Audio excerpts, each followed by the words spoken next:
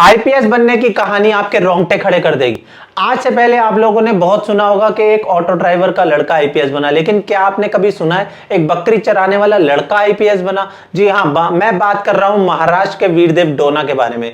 वीरदेव डोना जो महाराष्ट्र के कोल्हापुर के रहने वाले हैं। जब यूपीएससी का रिजल्ट अनाउंस हुआ तब वीरदेव डोना को यह पता ही नहीं था कि वो आईपीएस ऑफिसर बन चुके हैं, और उस समय वो भेड़ बकरी चरा रहे थे। 10वीं क्लास में वीरदेव डोना ने 96% तक अंक लाए थे। बनने का सपना देखा था, लेकिन परिवार बहुत ज्यादा गरीब था। यूपीएससी की कोचिंग के लिए जाना था दिल्ली।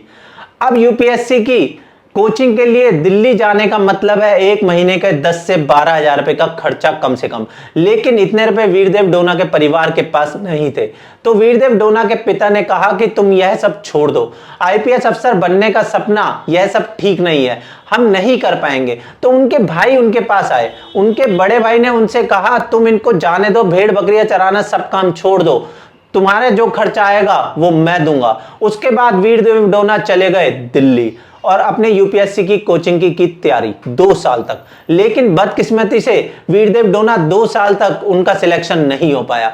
तीसरे साल वो आ गए वापस अपने घर, और उन्होंने अपने घर पर बैठकर और भेड़ बकरियां चराते हुए यूट्यूब से उन्होंने ली कोचिंग, और यूट्यूब से कोचिंग लेने के बाद उन्होंने कर दिया क्रैक। अपने घर पर रहकर और भेड़ बकरियां चराते हुए यूट्यूब से कोचिंग लेकर इस गरीब परिवार के लड़के ने, इस बंदे ने इतिहास रच दिया।